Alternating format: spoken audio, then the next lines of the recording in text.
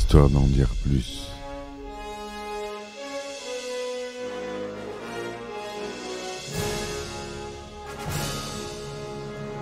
Eh ben attendez, on est en France. Allez, cul sec.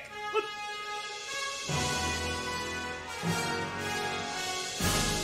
Personne ne veut le croire et pourtant c'est vrai, ils existent, ils sont là, Tarnatata. Non. Il faut qu'on pète.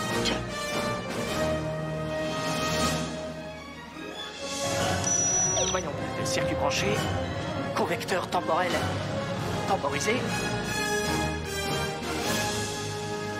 Bonjour, bienvenue sur Histoire d'en dire plus. Aujourd'hui, on parle d'un film avec Sylvester Stallone, un film parmi les films qui l'ont fait connaître au grand public et qui ont développé sa carrière. Après Rambo, on regarde Rocky.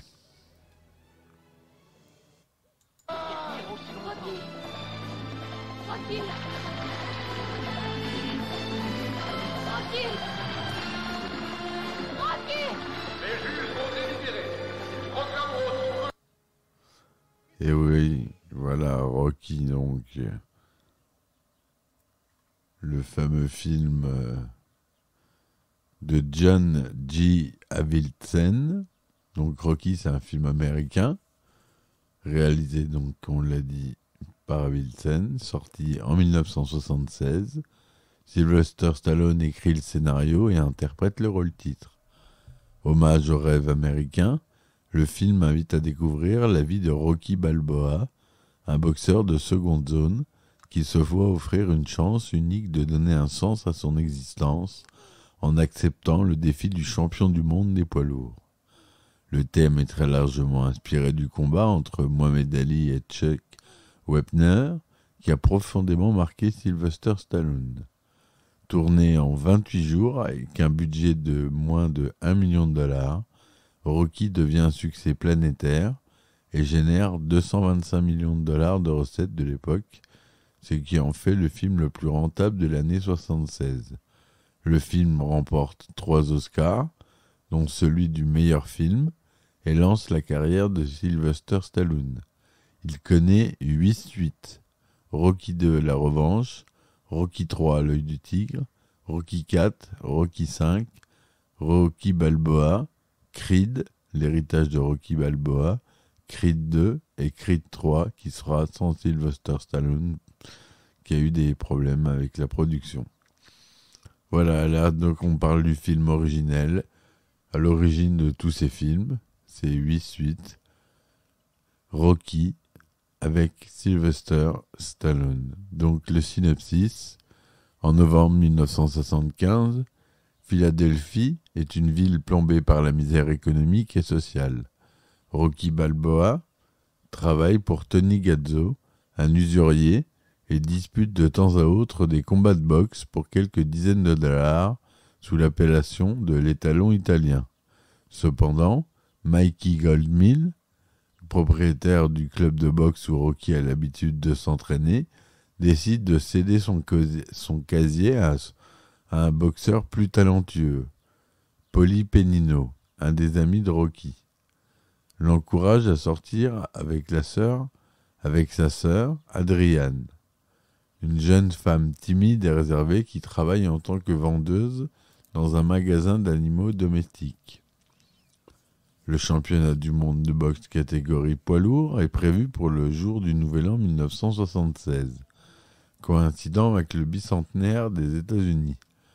Quand le challenger numéro 1 du champion invaincu, Apollo Creed, se blesse, l'organisateur du combat recherche un nouvel adversaire pour remettre le titre en jeu.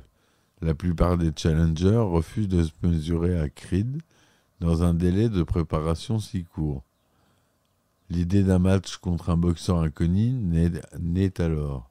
Apollo Creed décide donc d'offrir une chance à un boxeur de seconde zone, en étant cependant sûr de sa propre victoire, et porte son choix sur Rocky Balboa, une fausse patte, c'est-à-dire un gaucher, dont le surnom l'étalon italien éveille sa curiosité. Alors que Mikey Goldman venait de renvoyer Rocky de sa salle d'entraînement, l'ancien boxeur des années 20 revient sur sa décision et décide de prendre l'Italien sous son aile. Ce dernier accepte, non sans avoir émis quelques réticences. Rocky peut également compter sur son meilleur ami, Paulie, qui le laissera notamment s'entraîner sur des carcasses de viande dans l'entrepôt de conditionnement de viande où il travaille. Pendant son entraînement, Rocky se rapproche progressivement d'Adrian, la sœur de Paulie, qui lui apporte également tout son soutien. La veille du match, Rocky confie à Adrian qu'il ne pourra jamais battre Creed. Ce qui compte pour lui, c'est de tenir la distance, c'est-à-dire tenir 15 rounds contre le champion en titre, car aucun boxeur n'a été en mesure de tenir autant de rounds contre le maître du désastre, le surnom de Creed. Au départ, Creed prend le combat à la légère, pensant ne faire qu'une bouchée de cet inconnu qui est Rocky. Mais le boxeur amateur met Creed au tapis dès le premier round, en portant un puissant uppercut qui surprend le champion. Creed prend alors toute la mesure de son adversaire qui vacille, mais ne jette jamais l'éponge. Au 14e round, Rocky tombe au tapis, mais se relève, alors que les hommes du coin lui conseillent de laisser tomber. Rocky s'accroche et parvient même à rester dans le match. Le 15e et dernier round fait étalage d'une pluie de coups de part et d'autre. Rocky parvient dans un ultime effort à prendre le dessus sur Creed, mais la cloche de fin de match retentit. Apollo Creed est déclaré vainqueur par décision partagée. Rocky n'est pas surpris par la décision des juges et n'y porte même pas attention. Son but est atteint, il a tenu la distance. Pour la première fois de sa vie, il n'est plus le moins que rien des bas-fonds de Philadelphie. Adrian vient sur le ring alors que Rocky est assailli par les journalistes sportifs. Rocky et Adrian tombent dans les bras l'un de l'autre et se disent « Je t'aime ». Voilà un beau film. L'histoire d'un héros classique mais bien raconté. Donc sur un scénario de Stallone qui a laissé la réalisation à un professionnel quand même, John G. Avildsen, qui est mort malheureusement depuis. À la photographie, on trouve James Crabb. La musique, c'est Bill Conti, la célèbre musique de Rocky. Le budget est entre 960 000 et 1,1 million de dollars. C'est tourné en couleur de luxe 35 mm, 1,85e Panavision, son mono. 120 minutes de durée pour la version normale sortie au cinéma et 145 minutes pour la Director's Cut. Il est sorti le 3 décembre 1976 aux États-Unis et le 25 mars 1977 en France. Aux États-Unis, accord parental souhaitable. France, tout public. Sylvester Stallone y joue Rocky Balboa. Talia Shire, Adrian Penino. Burgess Meredith, Mikey Goldman. Burt Young, Paulie Penino. Carl Weiser joue Apollo Creed. Et Tyler David joue Mr. Jenkins. Voilà. Pour les acteurs à peu près notables. Pour la genèse de la production, c'est le combat du 24 mars 1974 entre Mohamed Ali et Chuck Wepner qui inspire à Stallone l'idée de Rocky. Au mépris de tous les pronostics, un boxeur inconnu tient 15 rounds contre un immense champion et l'envoie même au tapis au 9e. Stallone a terminé l'année précédente un scénario qu'il a tiré de son roman Paradise Alley, la taverne de l'enfer.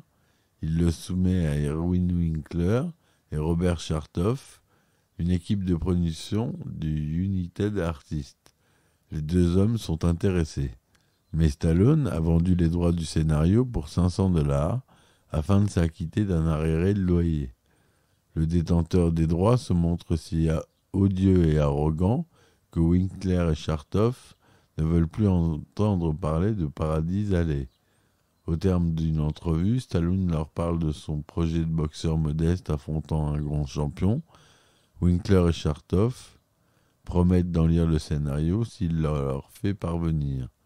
Muni d'un stylo à billes Bic et d'un cahier à spirale, Stallone écrit le premier jet en 3 jours et demi.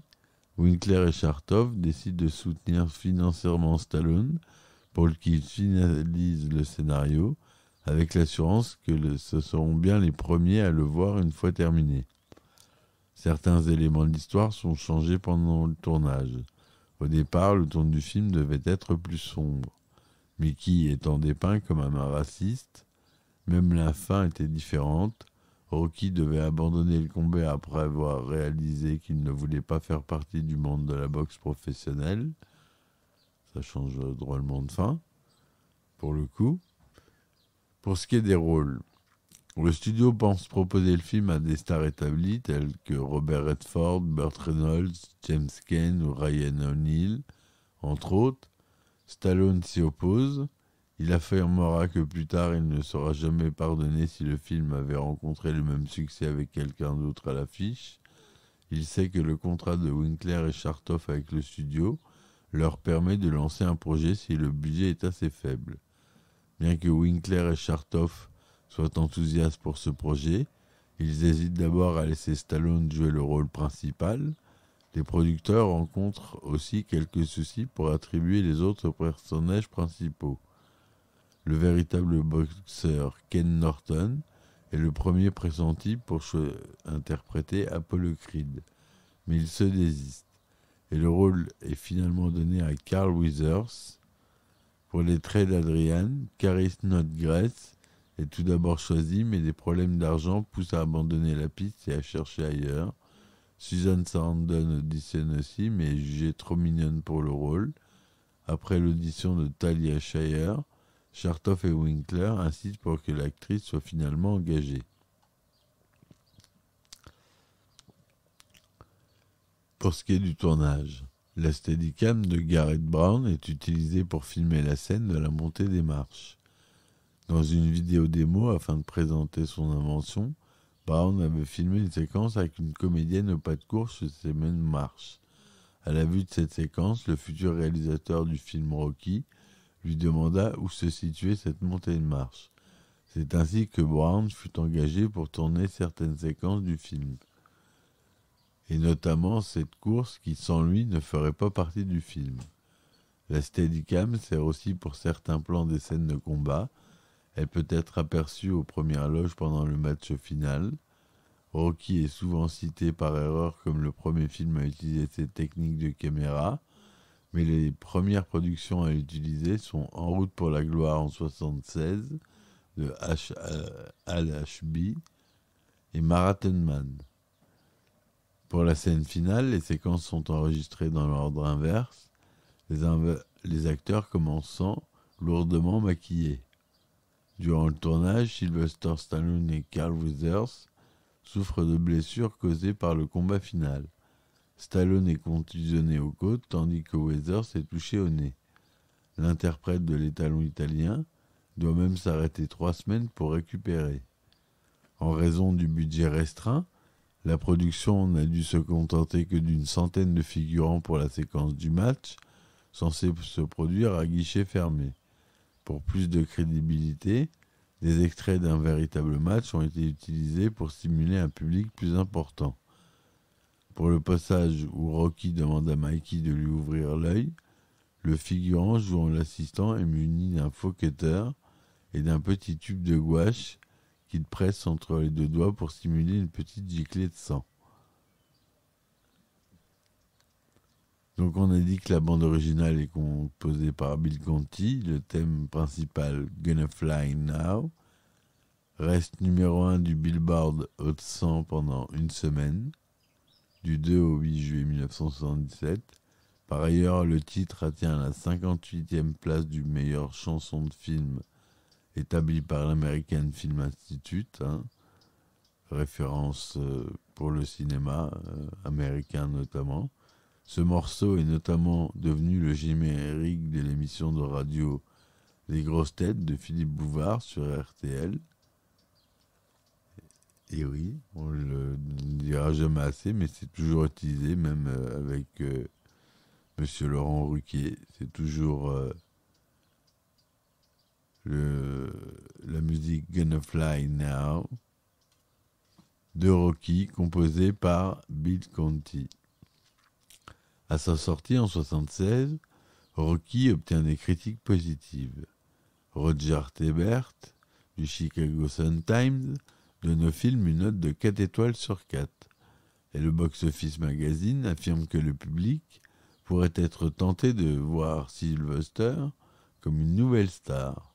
Cependant, Vincent Canby du New York Times l'appelle une pure tradition de faire des années 30 et remet en cause les qualités des acteurs de Stallone et celles du réalisateur David Sen. Plus de 30 ans après sa sortie, le film jouit d'une réputation de classique et reçoit encore régulièrement des critiques positives. L'avis du site en ligne BBC Films, associant celui du critique Almar Afidason et un vote des internautes, est une note de 5 étoiles sur 5. Dans le livre Les 1001 films que vous devez voir avant de mourir de Stephen J. Schneider, l'auteur explique que le film est parfois perçu comme excessivement sentimentaliste. Le film, réalisé avec un budget plus précisément de 1,75 million, s'est mis en boîte rapidement en 28 jours, comme on l'a dit. Cette recette au box-office américain s'élève à 117 millions de dollars et 225 au niveau mondial, ce qui lui fait de lui le film le plus rentable de toute la saga et le 7e meilleur retour sur investissement de toute l'histoire du cinéma. En revanche, le succès du film en France ne sera que relatif, puisqu'il ne dépasse pas les 664 000 entrées.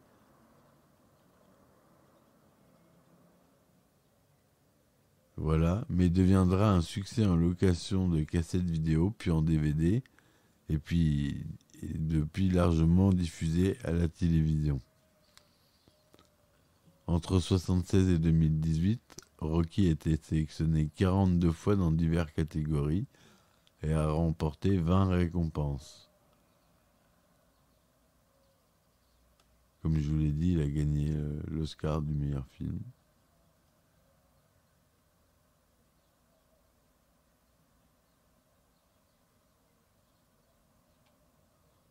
Nominé à l'Oscar du meilleur acteur pour Sylvester Stallone. La célèbre de Rocky courant pour monter les marches du Philadelphia Museum of Art est devenue une icône culturelle.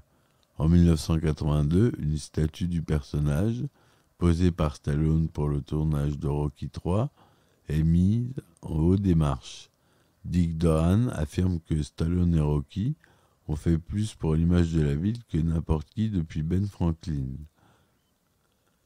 Des différends au sujet de la statue et de son emplacement ont poussé à la déplacer sur le trottoir à l'extérieur de la Wachovia Spectrum Arena, même si elle a temporairement séjourné à sa place originelle en 1990 pour Rocky V et en 2006 pour l'anniversaire des 30 ans du premier film. Elle se situe depuis à un endroit près des marches. La scène est régulièrement parodiée dans les médias. Dans l'épisode I'm Spelling as Fast as I Can des Simpsons, Lisa Simpson court jusqu'en haut en portant le même genre de survêtement que celui de Rocky. Lors du relais de la flamme olympique des Jeux olympiques d'été de 1996, Don Staley, originaire de Philadelphie, est choisi pour courir en haut des marches. Dans le but de surfer sur la vague de Rocky, le film érotique de 1970 Party at Kitty and Stud ressort peu de temps après Rocky sous le titre Les Talons Italiens, en référence au surnom de Balboa. Ce film met en scène Sylvester Stallone à 24 ans pour son premier film. Sort également le film Rebelle datant de 70, dans lequel Stallone tenait un rôle assez secondaire. Les distributeurs français ont d'ailleurs mis en valeur le visage de l'acteur sur l'affiche du film. 5 suites succèdent au premier Rocky. La première, Rocky 2 en 1979, montre Rocky Balboa revenir pour une revanche contre Apollo Creed. Ce film réunit le casting entier du premier épisode et a récolté plus de 200 millions de dollars à travers le monde. Un nouveau personnage intègre l'univers dans Rocky III, l'œil du tigre, sorti en 1982. Clubber Lang, interprété par Mr. T, est un jeune boxeur arrogant qui a défié un Rocky blasé. Le personnage soviétique de Ivan Drago, qui est joué par Dolph Lundgren, qui a vraiment mis KO Stallone sur le tournage, d'ailleurs, apparaît dans Rocky IV en 1985. Réalisé en 1990, Rocky V diffère du reste de la saga. Rocky Balboa n'étant plus professionnel, il est devenu l'entraîneur de Tommy Gunn, joué par le véritable boxeur Tommy Morrison. Le film est aussi le premier à installer Robert Balboa, le fils de Rocky, en tant que personnage principal. 16 ans plus tard, un nouvel opus de la saga, Rocky, titré Rocky Balboa, sort dans les salles. Stallone y joue un Rocky âgé de 59 ans, qui se voit offrir la chance de disputer un match contre le champion en titre, Mason Dixon. C'est Antonio Tarver, médaillé de bronze de boxe, catégorie mi-lourd, aux Jeux Olympiques de 1996, qui lui prête ses traits.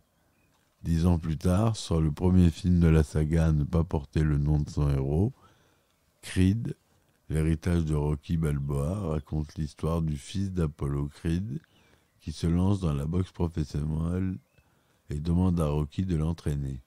Stallone y joue un Rocky plus usé encore que dans le précédent volet, qui doit livrer un nouveau combat tout en entraînant le fils de son ancien adversaire et ami. Michael B. Jordan est le héros de ce nouveau film et donc en quelque sorte le successeur de Stallone. Le scénario présente de nombreuses similitudes avec celui du film de Robert Wise marqué par la haine. Pour autant, Sylvester Stallone n'a jamais reconnu avoir écrit un remake. L'influence du combat Ali versus Wagner sur la jeunesse de Rocky a soulevé de nombreux commentaires. L'épisode où Apollo Creed casse le nez de Rocky a notamment été vu comme référence directe au fait que Mohamed Ali avait brisé le nez de Chuck Jepner pour la première fois de sa carrière, lors de leur combat le 24 mars 1975 dans le Paul Smallford Coliseum, dans l'Ohio. Le film Outsider, sorti en 2017 avec Liev Schreiber dans le rôle de Wepner et Morgan Spector qui interprète Stallone, retrace ce combat et son influence sur les films Rocky. Voilà mes amis ce que je voulais vous dire sur ce film qui a marqué son époque.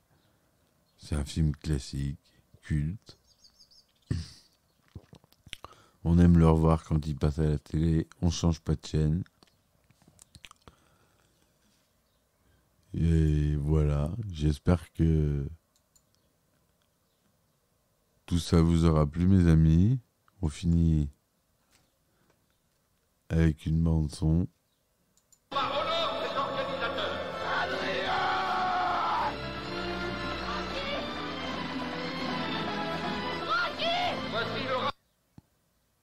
Voilà, Adrienne, Rocky, Adrienne. Bon, si ça vous a plu, laissez les commentaires, laissez des likes, merci. Si vous voulez me supporter, il y a ma chaîne Tipeee, Ulule, Patreon en description. Je vous remercie de me soutenir. Je vous dis à très vite pour un nouvel épisode. Et puis, ciao ciao. Histoire d'en dire plus.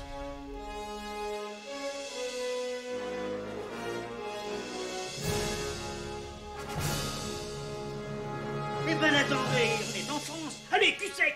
Hop.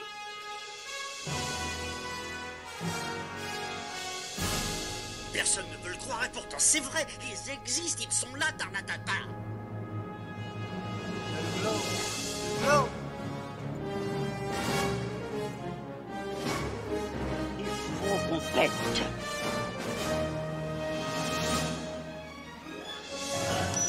Voyons, circuit branché, correcteur temporel temporisé.